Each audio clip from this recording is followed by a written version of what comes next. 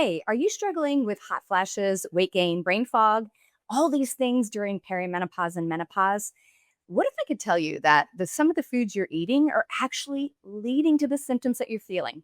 So, my name is Dr. Betty Murray, and for the last 20 years, I've been helping women in perimenopause and menopause navigate this transition, help them lose weight, feel great, and restore their body back to how they felt back in their 20s and 30s. And we're using targeted nutrition therapy. Now, here's the thing, most women going through menopause are eating foods that actually add on the pounds and make your symptoms worse. Things like hot flashes, night sweats, headaches, fatigue, and you're waking up exhausted, dealing with mood changes. And that scale, keeps creeping up, maybe despite doing things that you have done in the past that worked for you. But there's a specific group of hormones that actually help your body maintain a good working metabolism and can actually help you reduce hot flashes, night sweats, boost your mood, and help you feel like yourself again. So here's the reality, menopause is a full body event, and every single cell in your body feels it. But when you understand how certain foods can trigger different responses in your body, you can eat differently. And it's these nutrition strategies that we have used with our clients and patients for over 20 years. And it helps women go from feeling overwhelmed and just ready to give up and able to manage and thrive during this hormonal transition of perimenopause and menopause. So I'm on a mission to help women have the next best season ever. And this is where we're going to start. We're going to talk about how to use these very simple foods to make you feel energetic, to help you get your body back and feel empowered so you know how to navigate this season. Let me tell you what things you're actually doing that's working against you. So the first thing you have to understand is in perimenopause and menopause, your estrogen is on a steady decline. And when that happens, the research shows that our metabolism can decrease anywhere from 15 to 20%. So our body starts to store fat differently. And the fat that gets stored starts to move from subcutaneous fat, which is that jiggly bits on your butt, thighs, and abdomen, and it actually starts to shove it underneath the muscle in the visceral area, which is the area around your belly. And we start to see that in the midsection. And many women don't realize the healthy foods that they're eating is actually triggering inflammation, hormonal chaos. So let me give you some examples. So oatmeal and fruit is going to spike your cortisol and raise your blood sugar levels and increase insulin. Guess what? That will make your hot flashes worse and promote belly fat. How about low fat yogurts? You think you're getting some protein there, but a lot of times, if they have added fruit, that is another euphemism for sugar. So often they have hidden sugars in them that make them a huge hormonal disruption for your primary hormone of fat storage, insulin. And let's think about this, the single egg with some toast. That is not a balanced meal, and it is also going to spike your insulin. So, this is why traditional weight loss recommendations that often work in our 20s and 30s no longer work for us because we're not addressing the hormonal shifts that are actually happening. Here's the thing that doctors won't actually tell you, they actually don't tell you that we have to change how we eat to work with your hormones rather than against them. And it starts with understanding the three hormones disrupting foods and that disrupt your body every single day. So, here's the first thing that you must eliminate, it is processed sugars in all forms, right? So, what makes a processed sugar? That's anything man made, right? If it is in the middle section of the grocery store, has a box or a label, and says, I don't care what it says on the marketing, that is a processed food. We don't see toast, cookies, crackers, pasta, breads of any type growing on the side of the road. So all of those are processed. And when they're highly processed, what happens is these foods convert into sugar very quickly, which then makes your insulin go up and your body starts to store fat. And this causes hormonal chaos. And here's the thing is they're hiding in your foods. So most processed foods like cookies, crackers, breads, pastas, granola also have added sugar in things like high fructose corn syrup and other sugars. And this is a double whammy. And what the study shows is that this is going to increase your hot flash risk. And studies show that this can actually increase your hot flash risk exponentially. And a matter of fact, one study showed that when women removed these foods primarily from their diet, they saw up to a 70% reduction in hot flashes. And here's why. Every time you eat a highly processed sugar, your blood sugar is going to go up, your cortisol is going to go up, and that causes changes with your hypothalamic control, which is the little thermostat in your brain, and we'll see more hot flashes. And the reason why is estrogen is the controller of your thermostat. And when it's on a decline, you no longer control it. So the impact of blood sugar and insulin gets much, much bigger. So now that you know what to avoid, let me share some 5 powerful foods that absolutely can help you reverse some of these symptoms and help you balance your important hormones of metabolism. And this is what happens for my clients every single day. So, the first food that I love to add is wild caught salmon and wild caught sockeye salmon, if you can get it. And in a pinch, sardines. Now, you may say, oh, I don't like fish. But here's the reality fish, particularly salmon and sardines, are cold water fish. And when they're wild caught, that means that they're eating their natural foods. And what they contain is omega 3 fats. And these are really important for reducing inflammation. So, and when we reduce inflammation body wide. That helps the brain and helps the body become more insulin sensitive. A more highly inflamed body will actually be less insulin sensitive. When we become less insulin sensitive, we start to store more body fat. So, salmon contains also very important proteins, all of our essential proteins that we must have that help stabilize blood sugar. And like I said, sardines in a pinch work really, really well. And when I have stable blood sugars, I don't have the fluctuating insulin and I have the proteins my body needs to rebuild muscle and rebuild enzymes and help the body function. And it has been shown that when I eat high protein foods at meals, my blood sugar is more stable throughout the day. So I recommend eating salmon wild caught at least twice a week. And anytime you can get sockeye salmon, it is always wild caught. And if you aren't able to get those, sardines, yes, there are great companies that make sardines like Wild Choice that have great opportunities for omega 3 fish that are less likely to have mercury in them. And here's a pro tip. If I put those together with leafy greens or foods from the brassica family, like broccoli, kale, Brussels sprouts, I'm going to get a better absorption of these omega 3s. I'm also going to have some improved body function by getting the ingredients in these foods that help reduce inflammation and improve detoxification. That's actually why broccoli has been said to be a cancer preventative food. It actually helps your liver detoxify. And so do the leafy greens. Let me give you an example. One of my clients, Sarah, literally was having 15 to 20 hot flashes a day. She was having a hard time going to work. They were so bad. And once we pulled out the processed foods and added omega 3 rich foods a couple times a week, she was down to 3 to 4 hot flashes a day. That's no medication, no supplementation. She found improved sleep and also lost weight. So, salmon's just the beginning. There are 4 more hormone supporting foods that can completely transform how your body feels during menopause, and plus a specific timing strategy that can double your effectiveness.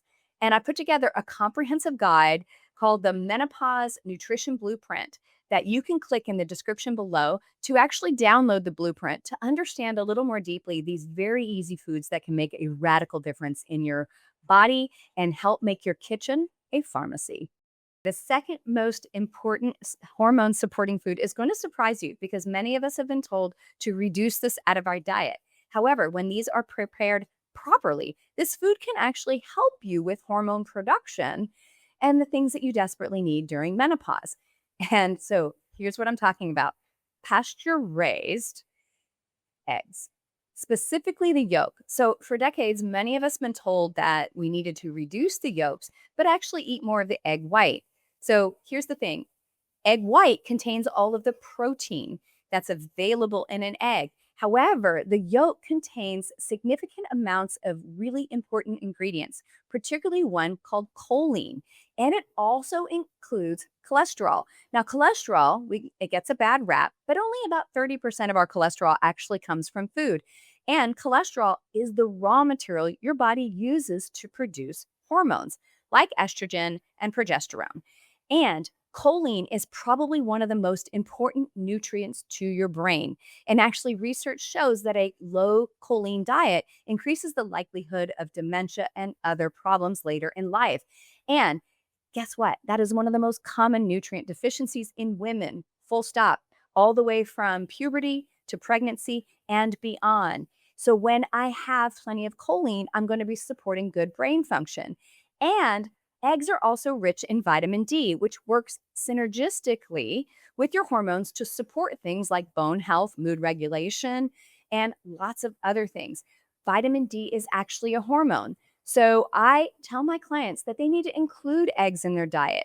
And here's the thing, each egg contains 7 grams of protein. So if I'm eating eggs, I don't want to eat just one. I want to get about 30 grams of total protein in my first meal. So I'm going to have 3 eggs. So when you're eating eggs, make sure you have enough to get the adequate protein and the appropriate choline and cholesterol. So here's the thing, that's going to help you get the right protein, the right nutrients, and supportive ingredients for your brain and your body. Ladies, if you're noticing more fine lines and wrinkles, it's not just about aging, it's about the loss of estrogen. And that affects our skin structure, making it drier, thinner, less firm. But here's the great news, I've created Biased Mastery Cream to help. This luxurious bioidentical estrogen cream supports your natural hydration and elasticity. It's packed with nourishing oils like olive, jojoba, aloe, and coconut, so it feels amazing and helps soften those lines and bring back that healthy glow. I've been using it, and let me tell you, my skin has never looked or felt better. It's smoother, more radiant, and those little cracks and creases are way less noticeable. If you're ready to give your skin some extra love, check out Buy Est Mastery on the Metabolic Blueprint website. And that's metabolicblueprint.com/. Biest Mastery. That's BIEST Mastery, Mastery. And your face will thank you. Okay, the third food on the list is actually a spice, and it has been used for centuries to help women's health. And there's a specific way you want to prepare it to unlock the hormone balancing properties. And a lot of women are getting it wrong. This spice is turmeric. And it's not just any turmeric, but you want turmeric that's organic and often combined with black pepper, especially when we're using it in the kitchen. And the reason why is black pepper helps the absorption of turmeric. And here's the thing most people get wrong is they forget that they need to take it with a healthy fat. And that actually increases the bioavailability and the absorption of the active ingredient called curcumin. And curcumin is a very powerful antioxidant and anti-inflammatory. And anything that makes inflammation worse makes your menopause worse. So, when we use turmeric in cooking, we actually can reduce our inflammation. So, here's how to mix it. You can mix a teaspoon of organic turmeric powder with a pinch of black pepper and a tablespoon of a healthy oil. My recommendation would be to use like an olive oil or an avocado oil, and you can add this to smoothies, you can add it to vegetables, you could add it to almost anything. And if you wanted to knock it out, you could also just take it internally by consuming it, right? And you can also make a golden milk latte using a little bit of the turmeric, the black pepper, and putting it in a nut milk or something like a coconut and maybe almond milk combination or something that has a little bit of fat. Again, that's going to help you actually absorb it better. One of my clients, Maria, was dealing with severe kind of joint pains and some mood swings. And what she found is when she started consuming turmeric as a regular part of her diet every day by making a turmeric latte, it actually reduced her joint pain and helped her mood stabilize. So, turmeric can actually be really, really helpful as a dietary spice that you can use on a regular basis. Okay, I mentioned these earlier, but they deserve their own category. So I'm talking about fiber rich cruciferous vegetables. So those are things like broccoli, cauliflower, kale, Brussels sprouts. These vegetables contain indoles, also known as indole 3 carbinol or DIM. And these help eliminate excess hormones and xenoestrogens, which are your environmental toxins that look like hormones to your body. And they help you eliminate toxins. And they also feed your good microbiome. So they feed the gut bacteria, which play a crucial role in hormone metabolism. Now, here's the key: you need to eat 6 to 8 servings of vegetables a day. And most women are eating actually around 2 to 3. And if you look at the American population, the entire population, men, young children, we're actually eating 1 or 2. And in the American ADA rules, that actually shows that we're eating ketchup and potatoes as French fries get calculated into that number. So the reality is we undereat vegetables as a population, and particularly as women, this is one of the most important things we can do is 6 to 8 servings throughout the course of a day. So I recommend filling half your plate with vegetables, at least half a plate. So that helps you get more during your diet on your breakfast, lunch, and dinner.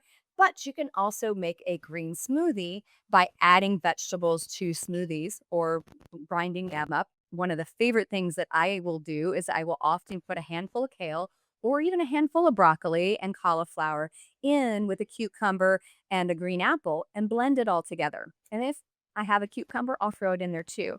Now, I like it blended over juiced. And the reason why is when I blend it, I still have fiber. And the fiber actually helps feed our good microbiome.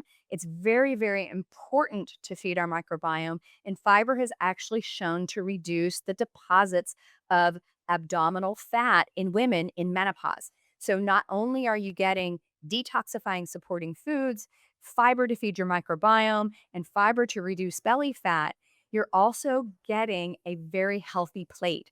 And think about adding these foods to your diet every day. And here's the secret: a actual serving of any vegetable is a half cup cooked or a full cup raw. So if you're trying to calculate 6 to 8 cups, that helps you understand how much you need throughout the day. And the truth is I try and front load my day with more vegetables at breakfast. Yeah, I do eat vegetables at breakfast, sometimes even a salad. And I try and get them earlier in the day at lunch. So I'm not left to try and figure out how to consume 6 to 8 cups of a raw vegetable at dinner, right? So add those through the day. Think about making a smoothie or a blended thing or using them as snacks. All right, one of the more healthy foods that often gets misaligned is appropriate fats. Now, in the last few years, saturated fats, simply in the form of coconut and palm oil, and even the discussion of things like bacon fat, lard, tallow, have become very popular in sort of the carnivore age. However, there is a healthy fat that by far exceeds those fats in the diet that can actually help support your hormones and absorb all the nutrients that I've talked about before. But this powerful food is really important for women and especially women in menopause, and it helps support women in menopause through functioning in the brain. And this fat is actually avocado. And avocado contains mostly monounsaturated fats, very much like olive oil.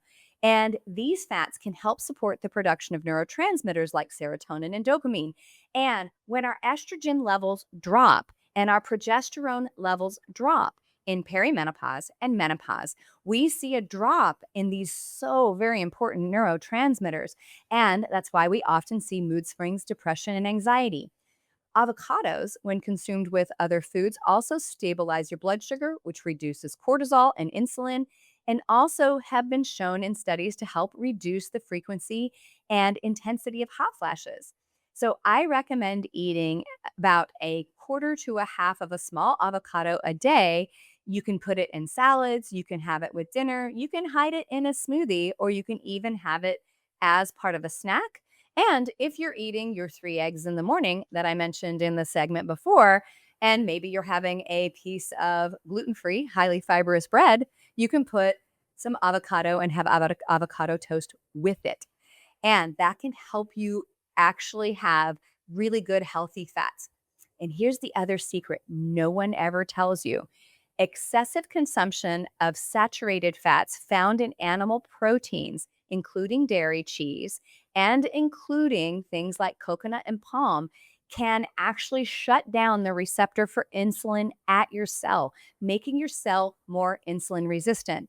So, replacing those fats with things like avocado and olive oil is actually beneficial because it makes you more insulin sensitive.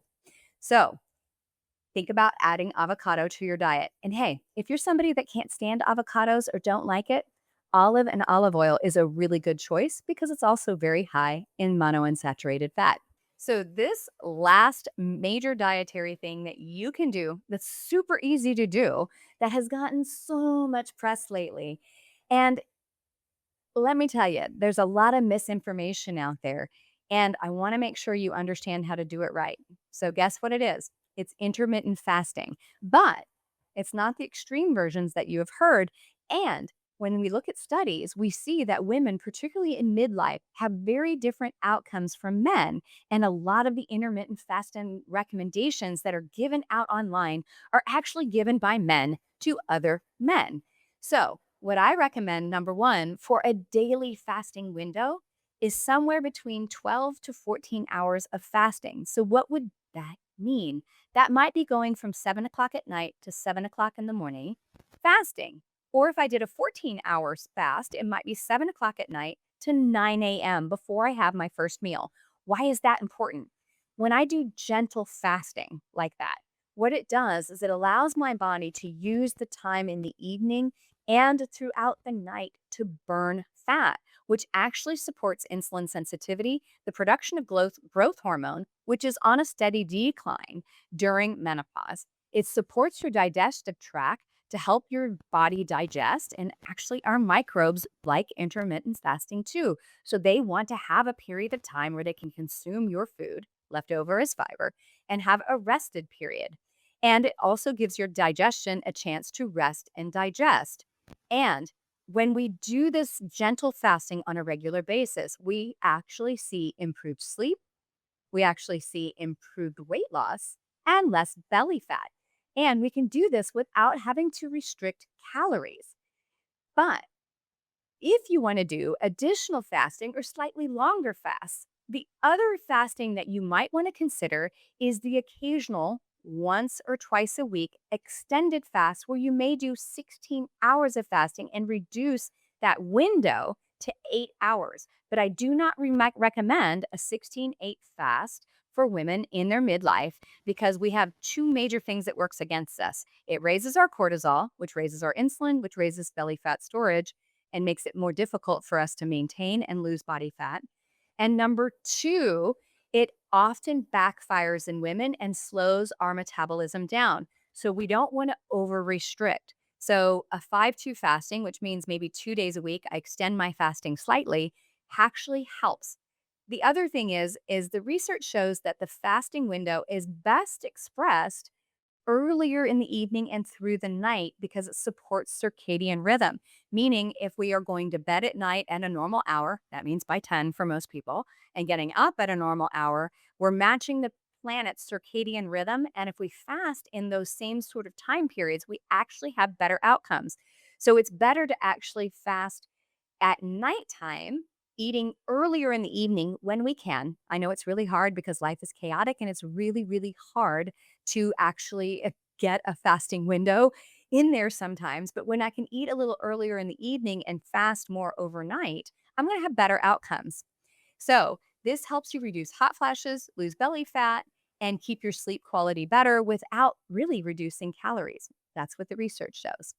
Okay, there's one last thing I need to throw in as a bonus, and it is the practice of staying hydrated with the right kind of water. Most women are chronically dehydrated, in which this makes your actual menopause symptoms way worse. But it's not just drinking more water, it's about having the right minerals in your water to support hydration and hormone transport.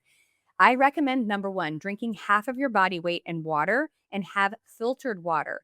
And one of the ways that can support you to make sure that you have a good mineral balance is you can either add a really good electrolyte powder or even a couple grains of sea salt, throwing a little bit of sea salt in there because sea salt contains additional minerals and your sodium and potassium, which is very important for adrenal function and also proper hydration.